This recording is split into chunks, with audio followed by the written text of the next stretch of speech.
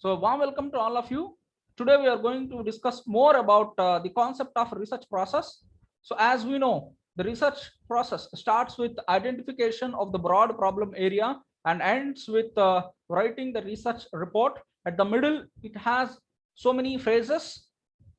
So it starts with identification of the problem, followed by the reviewing of the past literature and setting the research questions and research objectives and hypothesis, followed by choosing the study design, followed by deciding on the sample design, followed by collecting the data, processing and analyzing data, and writing the research report. So all these all are the various steps which we can able to see in the research process.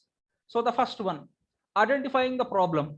So as and when, if we properly identified the problem area of a research, half of the solution might have been derived.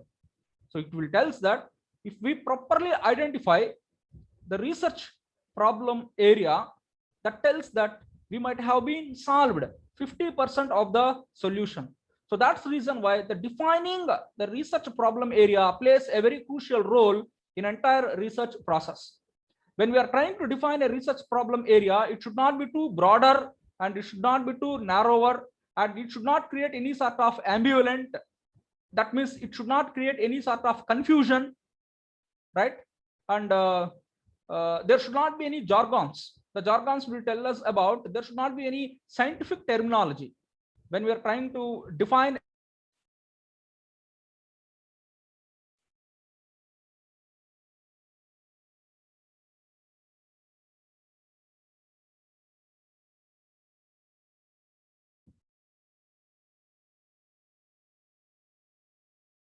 So that's reason why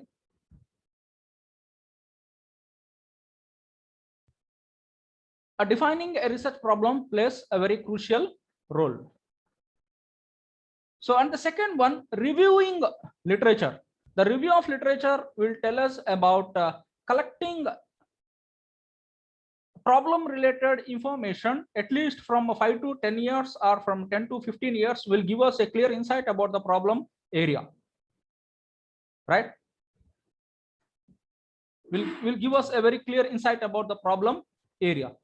So that is what the concept related to the review of literature. So the review of literature, majorly we are trying to collect from published and unpublished sources, like from articles, journals, magazines, newspapers, newsletters, and from textbooks, reference books, and from government reports, Indian Statistical Institution reports, and from company sales related data, company balance sheets, and the company production schedules and the production sources, and all these things are the various sources of review of literature.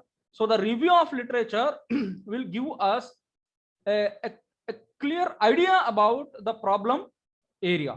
Suppose a study on employee job satisfaction in MRF Tires Private Limited, India. So that if this is what the problem area, a study on employee job satisfaction in MRF Tires Private Limited, India, right? So what we need to do over here in the sense related to employee job satisfaction, if we can able to collect data from past 5 to 10 years and even from 10 to 15 years, how this employee job satisfaction is really happening in various industries, and what are the various factors which will impact on employee job satisfaction, and what factors makes better employee job satisfaction, right? If we can able to study all these things related to that particular problem area from past 5 to 10 years and even from 10 to 15 years with the help of journals, magazines, articles, and reference books, textbooks, company profit and loss account statements, balance sheets, sales reports, production statements, whatnot, with the help of from various sources, when we can able to collect the problem related area, right, then we will come to know a clear insight about that particular problem area, right? And in most of the situations, the articles and the related findings and theses and related findings and the models and the outcome of the models. So in all situations, what we will try to do is we will try to collect a vast information related to that particular problem area from a period of at least 5 to 10 years, or else from 10 to 15 years, which give us a very clear insight about that particular problem area. So that is what the concept related to the reviewing a literature. In fact, in entire research, the review of literature plays a very crucial role. So even it is a very tough area, the review of literature. Based on this, what we are trying to do is we are trying to identify the research gap. So the research gap, what we are going to study, where we are going to conduct a research work, right? It will be identified with the help of this review of literature. Unless otherwise, when we do not conduct a proper review of literature, it's very tough to identify the problem area, what is our objective, what we want to study, so where we are going, right? So such kind of information it will become a tough scenario. So that's the reason why the review of literature plays a very crucial role. And the next one, setting research questions, research objectives and hypotheses. And as we discussed earlier, so three things in the research should be tightly aligned with each other. The first one, identifying the problem, followed by objectives of the research study, followed by statement of the problem, followed by hypothesis setting and research design and the questionnaire design, findings, sessions and conclusion. So in fact, after identifying the problem area, so the next far most important area is formulation of objectives, preparation of objectives. The preparation of objectives plays a very crucial role, right? And later on, what we will try to do is we will prepare a statement of the problem and followed by hypothesis of the research. In fact, we know an hypothesis of a research, it is a tentative assumption statement, a tentative assumption statement.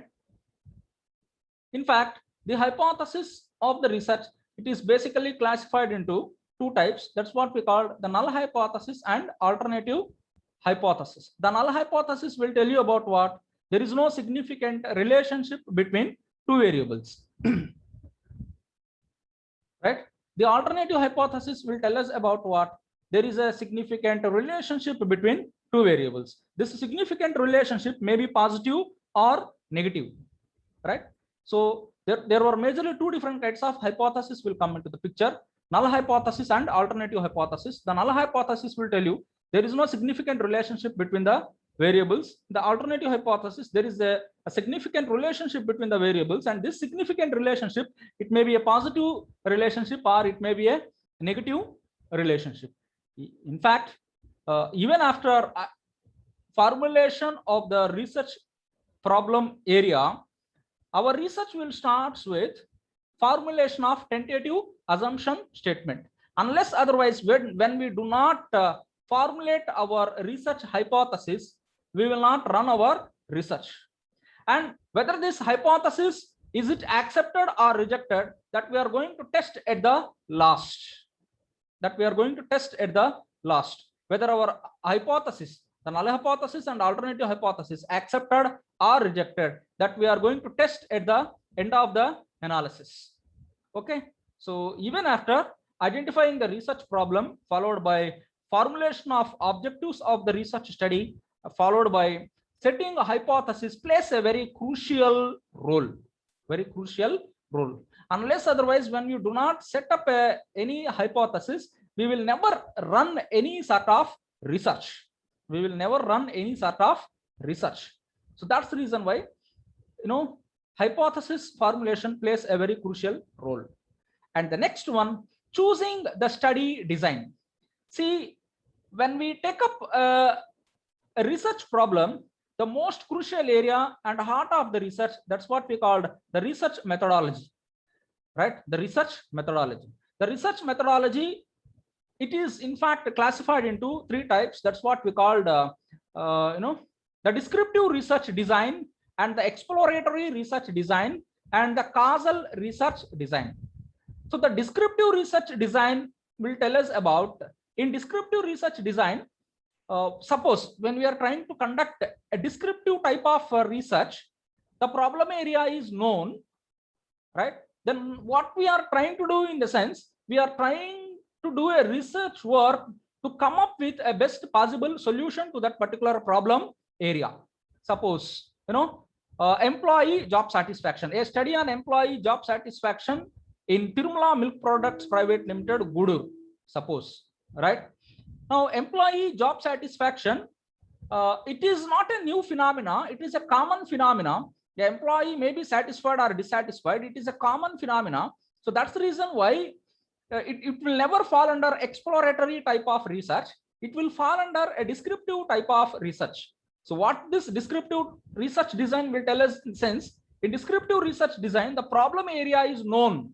The problem area is known, and we are trying to conduct a research over there to come up with the best possible solution, or to come up with the best possible decision making to that particular problem area. So here the research will be done in such a manner: what was happened, when it was happened, where it was happened, how it was happened, and who is the culprit behind that, and who is the culprit behind the happening of this particular incident. By posing n number of questions like this, we are trying to come up with a best possible solution. That is what we call it as the concept of descriptive research design. Now, then what is exploratory research design? In exploratory research, the problem is new, however, the solution also new. Suppose when you talk about the situation, what we are suffering a lot nowadays, the coronavirus. Now, it is being introduced in December 2019, right? At that particular time period, the problem area, the pandemic problem area, it is a kind of exploratory research design, because the problem, it is a new, it was not there earlier. The coronavirus, it is a new problem area, it was not there in earlier days. In such situation, right, a problem identification itself, it is a new, and however, when we try to come up with the best possible solution, that one also a new. So in exploratory research, the problem area is new, followed by solution also new. We need to conduct a research from the grassroots level onwards, from the grassroots level onwards. So that is what we call it as the concept of exploratory research, right? And the causal research. A causal research, in most of the situations, they will try to conduct in chemistry experiments and physics experiments, and even economics also. We can able to see the kind of causal research. In causal research, right, for every action there will be a reaction. This is what the thing which will happen behind this causal research. For every action there will be a reaction, right? So suppose you can able to see in chemistry research, when I add some X substance, what will be the output? When I add Y substance, what is the output? When I add Z substance, what is the output? When I increase temperature from 25 degrees to 40 degrees, what is the output? Now, when I increase price from 10 rupees to 15 rupees, what is the output? When I increase advertisement expenditure 5 lakh rupees to 10 lakh rupees, how it is impacting on output? So here, how this causal research will run, in the sense, on the basis of trial and error. How this causal research will run, in the sense, on the basis of trial and error. So this kind of research, we call it as the causal research. We call it as the causal research, right? So in choosing the study design, a research design comprises of 3 different kinds of researchers. The first one, descriptive research design, exploratory research design, and causal research design. All right, the followed by next one, deciding on the sample design. So how we can able to pick up a sample? So when it is a social science research, there are 2 things will come into the picture in inferential statistics. The first one is, population and picking a sample. 2 concepts, population concept and sample concept, right? So at this point, there were 2 different kinds of probabilities will come into the picture: probability sampling and a non-probability sampling.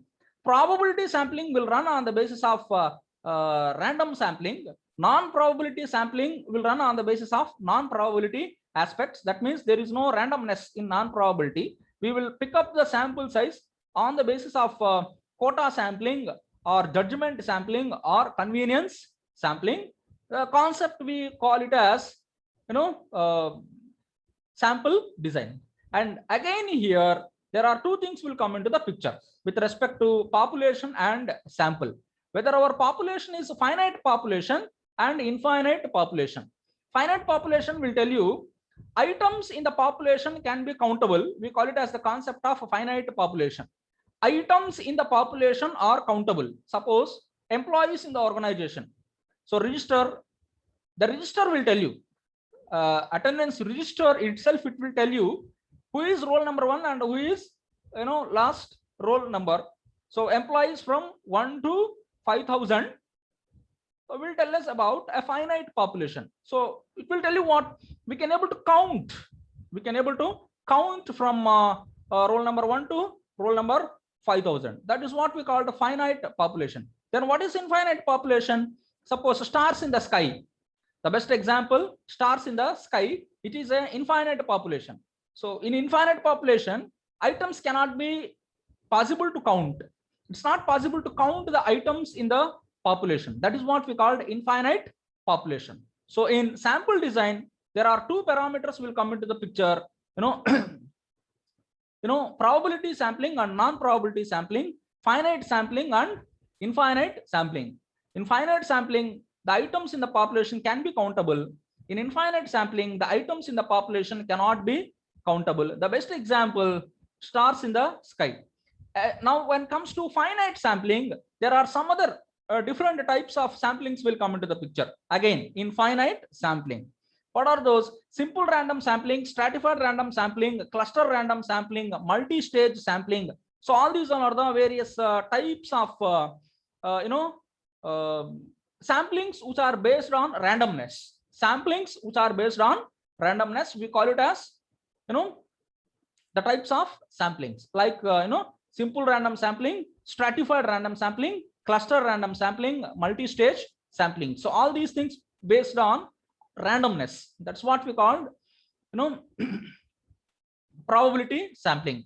When you go for non-probability sampling, majorly there are three things will come into the picture: convenience sampling, quota sampling, and judgment sampling. Convenient sampling, quota sampling, and judgment sampling. These three things will come under the non-probability sampling. Anyway, our outcome of the thing here, how you are picking a sample size, how we are trying to pick up a sample size, that is more important. Suppose 5,000 employees are there within the organization. Now we are trying to conduct a research work over there. We need to pick up a sample from 5,000 population. On what basis we are trying to pick up a population? What basis we are trying to pick up a sample from a population? Either on the basis of simple random sampling, stratified random sampling, cluster random sampling, or multi-stage sampling. On what basis we are trying to pick up a sample size? That's what the concept related to a sample design. Okay. But yeah. Next one, when I go for collecting data. Okay, I decided on the basis of simple random sampling, I'm trying to pick up 500 employees for collecting a data, right? Now, collecting a data, as we discussed earlier, right? The data collection will happen with two different kinds of sources. That's what we call primary data sources and secondary data sources. The primary data sources will tell us about what? Primary data sources are the sources where a researcher will try to collect the data with his own efforts. We call it as the concept of primary data sources. The sources of primary data: questionnaire, interview, and observation. The secondary data sources. The secondary data sources are the sources, a data which is already collected by someone, may be kept in any form like newspapers, magazines, journals, articles, brochures, testimonial records, leaflets, pamphlets, news channels, and from website, reference books, test books, and balance sheet data, profit and loss account data, and ISI data, Indian Statistical Institute data, and production schedule sort of data, sales related data. All these things will come under the secondary data sources. So primary data sources will happen on the basis of a survey method, will happen on the basis of survey method. Majorly, there were three different kinds of survey methods will come into the picture: questionnaire, observation, and interview. So these three things are the primary data sources. We can also call them as the survey methods. With the help of these things, we are trying to collect the data. That's what we call primary data sources. A secondary data source is a data source which is already collected by someone, may be kept in any form. We will take up that data. We call it as the secondary data sources. In fact, the research all times will starts with by taking the secondary data sources, but not the primary data sources. In fact, however, if the secondary data sources are not sufficient to strengthen our research, we can able to take the help of this primary data sources. The primary data sources also are more evident and it has more advantages, but our research will start with secondary data sources from the phase to collecting, review of literature. From the stage to review of literature, we will try to collect the data related to that particular research problem area. So that is what we called collecting data. And next one, processing and analyzing data. It will tell you, even after collection of data, what we are trying to do, we need to analyze the data. We need to analyze the data. So how we can able to analyze the data in the sense with the help of two different kinds of statistics. That's what we call descriptive statistics and inferential statistics. The descriptive statistics, which describes the phenomena with the help of the past data, and which describes the phenomena with the help of the historical data, with the help of graphical user interfaces like pie chart, bar chart, horizontal bar chart, vertical bar chart, scatter plot, line chart, and nested bar chart, nested pie chart, area chart. There were variety of graphical user interfaces are available. That's what we call the graphical representation of data.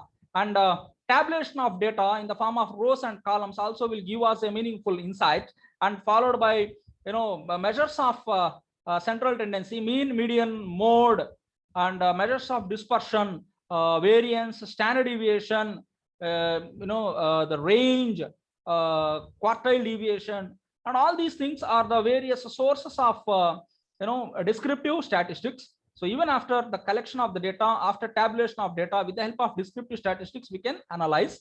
When we go for the inferential statistics, a concept will come, population and sampling. So however, we can generalize a population from the characteristics of the sample. With the characteristics of the sample, we can able to generalize the characteristics of the population. We can generalize the characteristics of the population with the help of the selected sample size. That is what we call it as the concept of inferential statistics, and followed by parametric and non-parametric tests.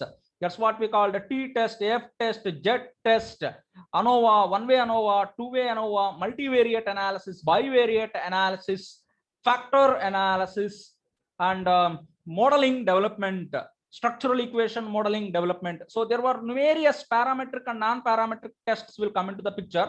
With the help of all these things, what we can able to do is we can effectively analyze the data. The concept we call it as the data analysis, processing and analyzing data. And finally, once if successfully when we process the data, what evident will come is writing the research report. So a successful research report that we can able to write even after collection of, even after analysis of the data. So in writing the research report, ultimately we are trying to concentrate at the findings area, So how much percentage of the employees are satisfied, how much percentage of the employees are dissatisfied, and we can able to draw the relationship between the variables with respect to age, gender, income, whatnot. Cross tabulation also can be done in the final research report writing. So all these things, various aspects of the research process. So this is the second phase of learning related to the research process.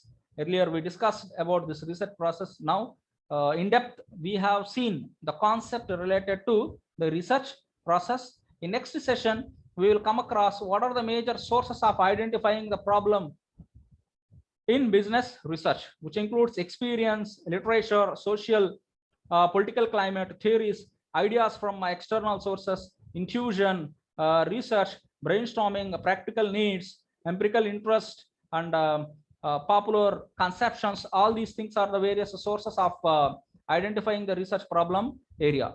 So thank you. I hope you understand this session.